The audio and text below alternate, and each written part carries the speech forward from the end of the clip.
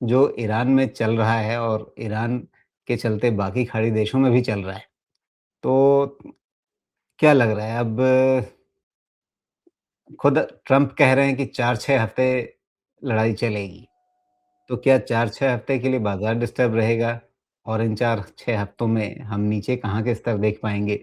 आज हमने चाहे निकेई देखें जापान में या कोरिया में कॉस्पी देखें, वहाँ तो काफ़ी तेज़ गिरावट रही जापान में 3.5% के आसपास और कोरिया में तो 12%, एक दिन में 12% और पिछले दिन भी काफ़ी तेज़ गिरावट थी, वहाँ भी पिछले दिन भी इसी तरह की गिरावट थी जापान में और साथ ही कोरिया में। तो काफ़ी घबराहट दिख रही है एशियाई बाज़ारों में। भारत उस लिहाज से देखें तो तुलनात्मक रूप से थोड़ा-सा कम प्रभावित है, लेकिन फिर भी असर तो हुआ है और आज होली के दिन जब बाज़ार में घरेलू निवेशक काफ़ी शायद बाज़ार पर बहुत ध्यान ना दे पा रहे हों, वैसे माहौल में हमने देखा कि शुरुआत में काफ़ी घबराहट थी और एक काफ़ी गिरावट हमें तीखी देखने को मिली। 400 पॉइंट निफ्टी या उससे भी ऊपर की गिरावट। तो ठीक-ठाक एक दबाव महसूस हुआ आज के कारोबार में और उसके चलते घबराहट बन रही है। और ये घबराहट हमारे अ, दर्शकों की टिप्पणियों में भी आ रही है। जैसे संदीप कह रहे हैं कि किसी भी स्टॉक के ऊपर भरोसा नहीं हो रहा, मनोबल डगमगा रहा है। ये स्वाभाविक है, बेसब्री से इंतज़ार कर रहे थे। धन्यवाद। अ, कोशिश करेंगे कि आपकी जो चिंताएँ हैं उन पर हम कुछ उसको ठीक से समझ सकें और उसको आगे के लिए बेहतर रणनीति कैसे बनाई जाए इस पर बात कर सकें। बताइए सोमेश, क्या करना चाहिए इस समय निवेशकों को? मैं जितने पॉइंट्स मैं समझता हूँ मैं सब लेके आऊँगा, लेकिन शुरुआत में ऐसा कहना चाहूँगा कि जिस तरह की ये लड़ाई है, इस तरह की लड़ाई से इस चीज़ को अवॉइड नहीं किया जा सकता। तो पहला चीज़ ये है कि रियलिटी को एक्सेप्ट कर लीजिए कि यूएस जब तक है इस संसार में, लड़ाई रहेगी। लेकिन लड़ाई रीज़न नहीं होना चाहिए आपके बाज़ार में इन्वेस्ट नहीं करने का। लड़ाई जब तक चलेगी, ये अनसर्टेनिटी बनी रहेगी, इसमें तो कोई शक नहीं है। लेकिन ये ऐसा है ना कि इस लड़ाई कब तक चलेगी, कब बंद होगी, मैं तो ये कहूँगा कि ट्रम्प को भी नहीं पता होगा। क्योंकि ट्रम्प ने सारी स्ट्रैटेजीज़ अपनी कर ली होंगी, लेकिन एक बारी जब लड़ाई शुरू हो जाती है तो कितना फैलती है, उसमें क्या असर होता है, नहीं पता होता।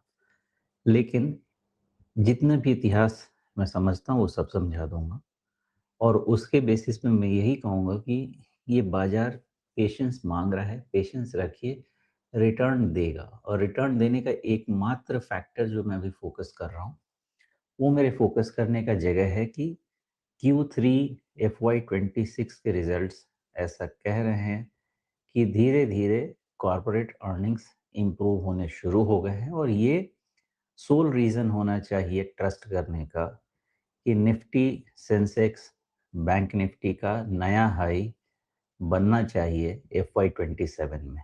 ये सोल रीज़न होना चाहिए क्योंकि लड़ाई बहुत समय से चल रही है। लेकिन हमारा बाकी सारे बाज़ार पहले ऑल टाइम हाई बना चुके हैं। हमारा बाज़ार नहीं चल पाया था। रीज़न ये नहीं था कि हर जगह लड़ाई चल रही है। रीज़न ये था कि हमारे अर्निंग्स के अगेंस्ट वैल्यूएशन ज़्यादा हो गए थे और हमारी अर्निंग्स नहीं आ रही थी।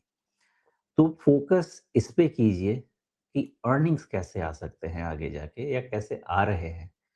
तो अब आ जाते हैं कि ये जो लड़ाई का सिचुएशन है, ये बहुत ज़रूरी है इस चीज़ को समझना कि लड़ाई जब चलती है या जब शुरुआत होती है तो मोस्ट लाइकली बाज़ार आपका 2 से 3 दिन में जो डाउनसाइड है वो फैक्टर कर लेता है।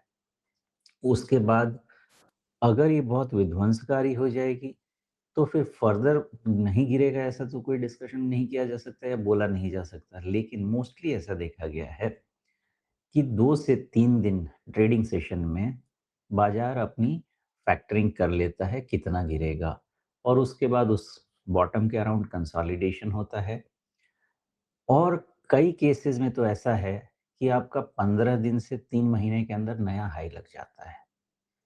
तो ये लड़ाई आपका ये रीज़न नहीं होना चाहिए बाज़ार से निराश होने का। निराश होने का रीज़न ये होना चाहिए था कि कॉर्पोरेट अर्निंग्स नहीं आ रहे थे। अब इस लड़ाई में मुझे जो 2 लड़ाई है, वो मुझे रिलेवेंट लगा जिसके बेसिस में मैं एनालिसिस करता हूँ। कारण क्या है हमारे डर का कि हम 85% ऑफ एनर्जी सोर्स हम इंपोर्ट करते हैं और उस पे हमारी डिपेंडेंसी बहुत ज़्यादा है। और अगर कोई भी लड़ाई ईस्ट एशिया, मिडल ईस्ट जिसको हम बोलते हैं, वहाँ पे कुछ अगर होता है, तो वहाँ पे सबसे ज़्यादा तेल का भंडार है और उससे एनर्जी इम्पैक्ट होती है, जो हमारे लिए भी नेगेटिव हो जाता है। तो हमारा फ़ोकस होना चाहिए कि अगर कहीं पे लड़ाई हो रही है, तो उससे कौन-सा पॉइंट ट्रिगर होता है, जो हमको नुकसान पहुँचा सकता है।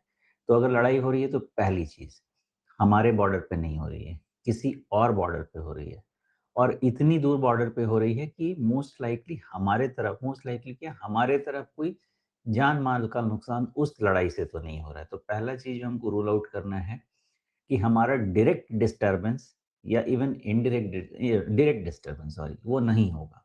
फॉर एग्ज़ाम्पल जो पाकिस्तान के साथ अ, हुआ थोड़े समय पहले, वो डायरेक्ट डिस्टर्बेंस है। हमारे बॉर्डर पे और पाकिस्तान के बॉर्डर पे लड़ाई थी। लेकिन ये लड़ाई हमारे बॉर्डर से बहुत दूर है।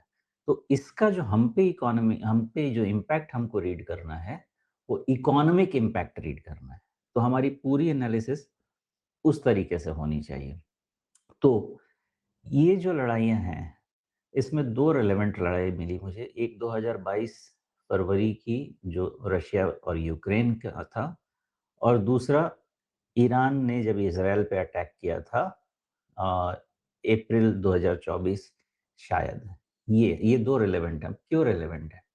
बिकॉज़ इकोनॉमिक इम्पैक्ट में सबसे बड़ा हमारा इकोनॉमिक इम्पैक्ट क्रिएट कर सकता है ब्रेंट क्रूड ऑयल का प्राइस।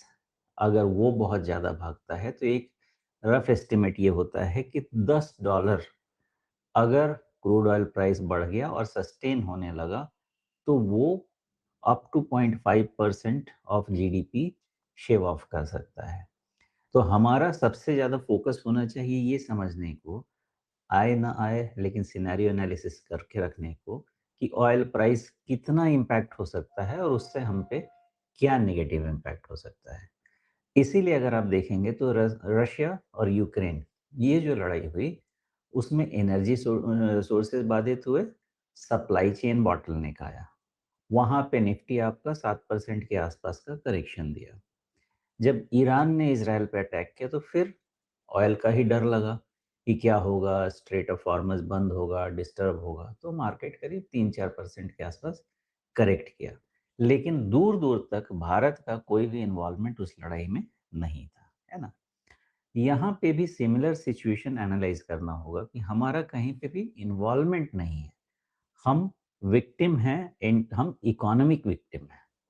तो अगर ऑयल प्राइसेस बहुत समय तक लंबे समय तक एलिवेटेड रह जाएँगे, तो हमारा इकोनॉमिक इम्पैक्ट होगा।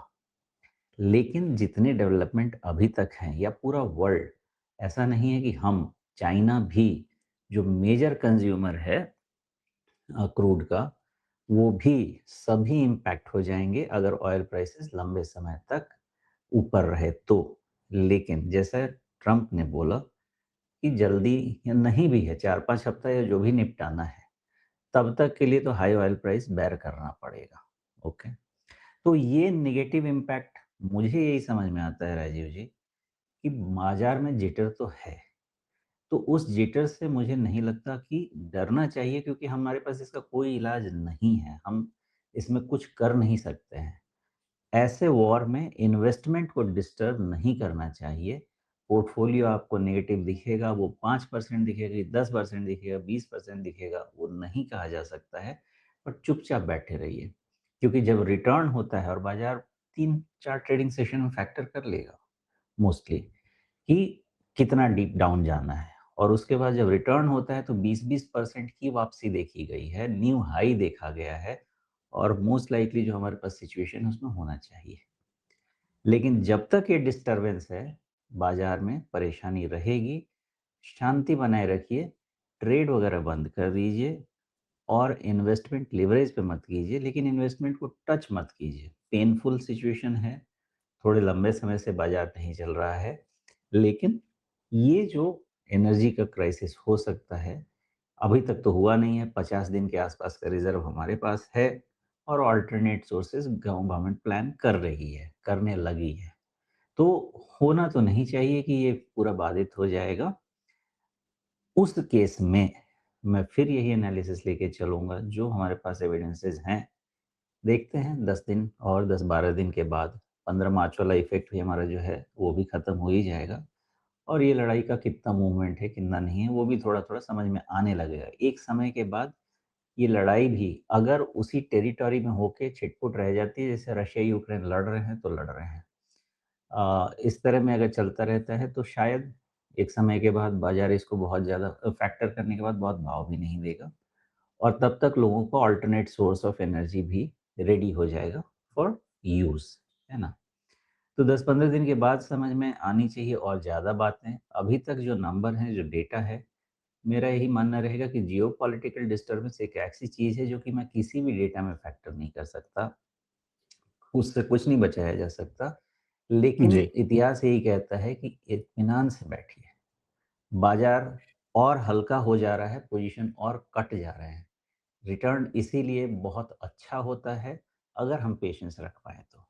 लेकिन घबरा जाएँगे, तो दोनों तरफ से हमारा नुकसान हो जाएगा।